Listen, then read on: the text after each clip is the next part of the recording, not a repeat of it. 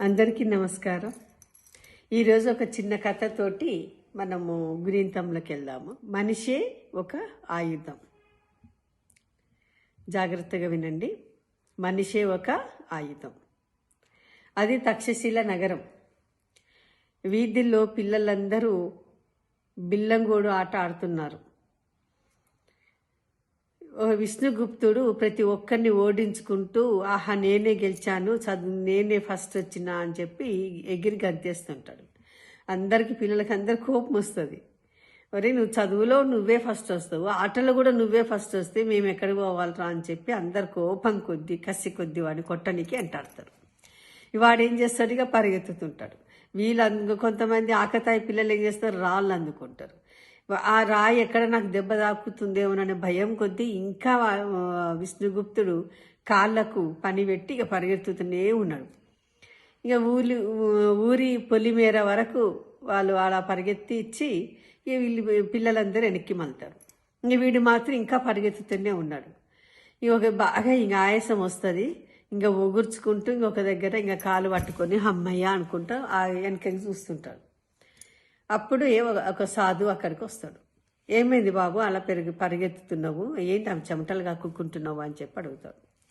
లేదు స్వామి, నన్ను చూసి నా తోటి వాళ్ళందరూ అసూయతో నన్ను కొట్టడానికి వస్తున్నారు. ఆటల్లో అందరినీ నేను ఓడించిన ఆ కసితోటి ఉన్నారు వాళ్ళందరూ, అందుకే నేను భయపడి పరిగెత్తినా అంటాడు. ఏం నువ్వు ఎదురు తిరగలేదా వాళ్ళను అని అడుగుతాడు. అమ్మో ఎదురు తిరుగుడమ్మా, నేను ఒక్కడినైనా, వాళ్ళందరూ 10 మంది ఉన్నారు, నేను ఎలా గెలుస్తాను వాళ్ళతోటి అని అంటాడు. మరి ఆటలో గెలిచావు కదా. అది ఆట స్వామి, కానీ తిరిగి కొట్టలేను కదా నేను అంటాడు. అంత బలం నాలో లేదు అంటాడు. అప్పుడు సాధువు నవ్వి తన జోల నుంచి ఒక దర్భ తీసి, బాబు ఈ దర్భ పుల్లతోటి నిన్ను ఒక్కటేస్తానంటాడు. నవ్వుతాడు. దర్భ పుల్ల నన్నేం చేస్తుంది స్వామి అంటాడు. సరే చేయి చాపు అంటాడు. సాధువు ఏం చేస్తాడు, ఆ దర్భపులంతోని బలంగా ఆ చేయి మీద ఒక్కటేస్తాడు. ఏయంగానే సర్రున చేయి కోసుకపోతుంది. ఎర్రగా రక్తం కారేటట్టు. రక్తం కారదు, కందిపోతుంది. ఆ స్వామి అంటాడు. ఈ దర్భపుల్లకి ఇంత బలం ఎక్కడి నుంచి వచ్చింది అని అడుగుతాడు. నవ్వుతాడు సాధువు. దర్భపుల్లలో బలం లేదు, నేను నా శక్తిని దానిలో ఉపయోగించాను అంటాడు. మనిషి అనుకుంటే నీ శక్తిని ఉపయోగిస్తే నీకు సాధ్యం కానిదంటూ ఏదీ ఉండదు, నువ్వే ఒక ఆయుధము, ప్రతి మనిషి ఒక్కొక్క ఆయుధం అని చెప్పి సాధువు చెప్పి వెళ్ళిపోతుంటాడు. ఇక తర్వాత విష్ణుగుప్తు నగరంలోకి ఇంకా వచ్చేస్తాడు.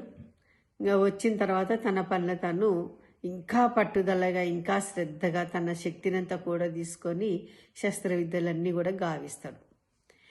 తదుపరి అతను ఏం చేస్తాడంటే విష్ణుగుప్తుడు ఇక అప్పటికి తక్షశిల నందవంశం పరిపాలిస్తుంటుంది. నందవంశపు రాజు దగ్గరికి పదవి కోసం వెళ్తాడు. ఆస్థానంలో పదవిని సంపాదించాలని పోతాడు. కానీ నందరాజు తాగి తందనాలు ఆడుతూ వాళ్ళు మత్తుగా తూలుతుంటారు. పట్టించుకోడు, ఎంతసేపు ఉన్నా పట్టించుకోడు.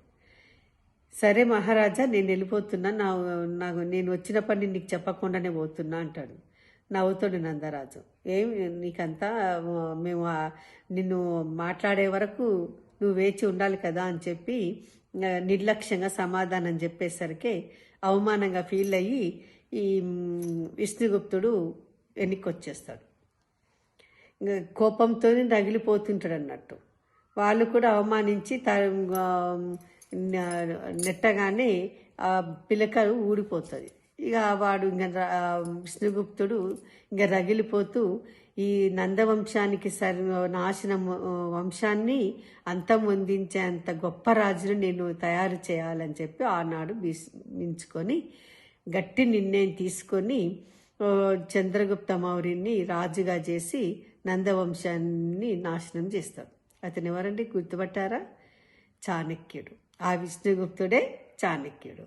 అర్థశాస్త్ర ని రచించి కౌటిల్యుడనే బిరుదును పొందినవాడు మన విష్ణుగుప్తుడు.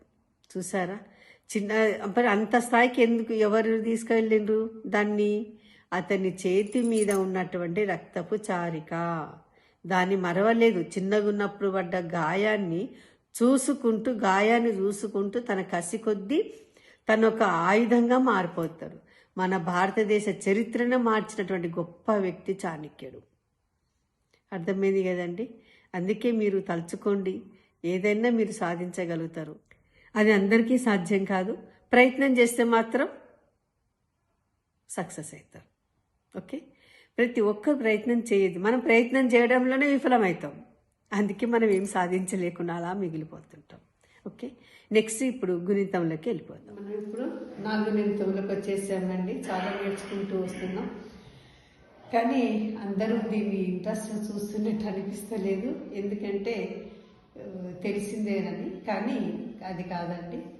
మీరు ఏదైనా పనిలో ఉన్నప్పుడు అది పెట్టుకుని విన్నారనుకోండి, అక్షరం అంటేనే మనకు సరస్వతి అండి. ఇప్పుడు గుణితాల యొక్క వరుస క్రమాన్ని మనం గమనించుకుంటూ పోతున్నాం. మీకు ఐడియాస్ వస్తుంటే, కొత్త కొత్త ఆలోచనలు వస్తే పిల్లలకి నేర్పడానికి అవకాశం ఉంటుంది. ఎక్కడైనా మీరు మాట్లాడేటప్పుడు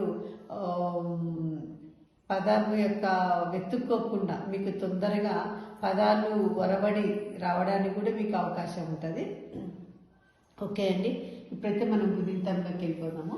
ఇప్పుడు మనం ఏం చెప్పుకున్నాము, నా అనేది ఎలా ఉంటుంది, ఇలా ఉంటుంది. అంటాం అంటే అది పొల్లు మాత్రమే, అరమాత్ర కాలంలోనే పలుకుతాం. ఇట్టి హల్లులకు మనం ఏమనుకున్నాం, అచ్చులు గుణితాలుగా మారి ఈ హల్లుకి చేరుకున్నప్పుడు వాటిని అర్థవంతంగా పలుకుతామని నేర్చుకున్నాం మనము. ఇప్పుడు గమనించండి, నా గుణితంలో నైపుణ్యాన్ని కూడా చూద్దాము.